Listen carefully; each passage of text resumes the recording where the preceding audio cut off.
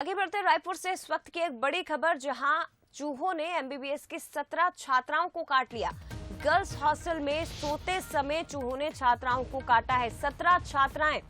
प्रबंधन ने हालांकि इसके बाद छात्राओं की शिकायत के बाद सभी छात्राओं को पीजी हॉस्टल में शिफ्ट किया है। वहीं दूसरी तरफ कदम भी उठाए जा रहे हैं चूहों से मुक्ति के। Pandit Jawaharlal Nehru memorial medical college का ये मामला बताया जा रहा है। 17 छात्राएं जिन्हें चूहों ने काटा है, सोते समय चूहों ने इन्हें काट लिया। इसकी शिकायत जब छात्राओं ने प्रबंधन से की तो उसके बाद छात्राओं को पीजी हॉस्टल में शिफ्ट किया गया है। चलिए विस्तार से जानकारी के लिए हमारे साथ दामिनी बंजारे लाइव जुड़ गई, सीधे उनका रुख करते हैं। दामिनी, समझना चाहेंगे इस पूरे मामले को आपसे। 17 छात्राएं जिन्हें चूहों ने काटा है, उसके बाद जब शिकायत की जाती है तो प्रबंधन इन छात्राओं को पीजी हॉस्टल में शिफ्ट कर लेता है। कब से ये सब चल रहा है और अभी इन चूहों से मुक्ति के क्या कुछ उपाय प्रबंधन की तरफ से किए जा रहे हैं? जया जी, देख सकते हैं कि लगातार यहाँ पे ऐसी घटनाएं जो है वो हो रही थी। चूहे के काटने से मशीन भी खराब कई बार हुए थे। डीकेएस में ऐसे कई मशीनें हैं जो चूहे के काटने की वजह से हुआ था।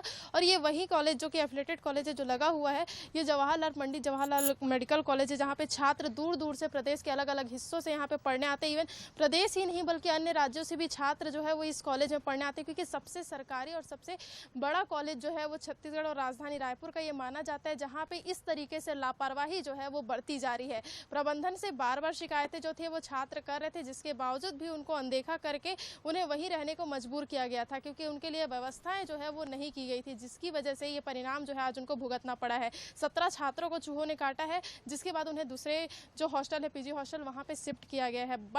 लेकिन अगर हम बात करें जिस तरीके से ये घटनाएं हो रही थी उस पर जो इस तरीके से प्रबंधन ने अब तक ध्यान नहीं दिया था, ये बड़ी लापरवाही है। क्योंकि अगर आप इससे अंदाजा लगा सकते हैं कि अगर छत्तीसगढ़ के राजधानी रायपुर के हॉस्पिटल में इस तरीके से घटनाएं जो है वो हो रही है, तो राजधानी के ग्रामीण इलाकों में और जो अन्य जिलों में हॉस्पिटल है वहाँ की क्या स्थिति होगी। क्योंकि ये हॉस्पिटल प्रबंधन पर भी सवाल उठाते हैं, क्योंकि जिस तरीके से ये घटनाएं जो है छात्र पढ़ने आते हैं दूर दूर से, और उनके साथ अगर इस तरीके की घटनाएं हो तो वो बड़ी चिंतनीय। लेकिन दामिनी, अभी क्या कदम उठाए जा रहे हैं? क्योंकि शिकायतें तो लंबे समय से छात्र कर रहे हैं, कोई सुनवाई नहीं हुई। अब जब ये मामला इतना बड़ा हो गया, मीडिया में आ गया, तो उसके बाद अब प्रबंधन क्या कदम उठा रहा है इन छात्रों की सुरक्षा के लिए?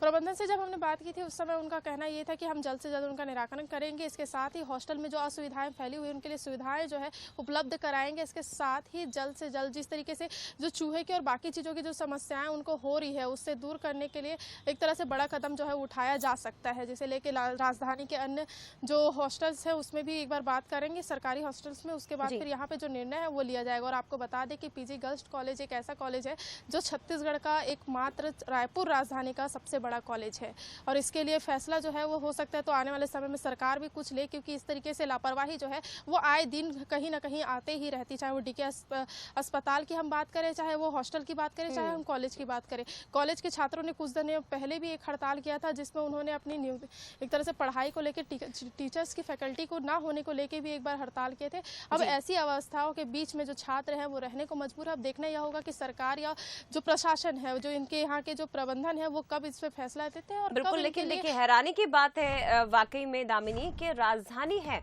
रायपुर और यहाँ पर जब मेडिकल कॉलेज की हॉस्पिटल की इस तरह से बदतर हालत है, तो आप ग्रामीण क्षेत्रों में सामुदायिक अस्पतालों का अंदाजा लगा लीजिए, सामुदायिक केंद्र जो जिला अस्पताल है उनका अंदाजा लगा लीजिए कि आखिर वहां क्या हालात बने होंगे।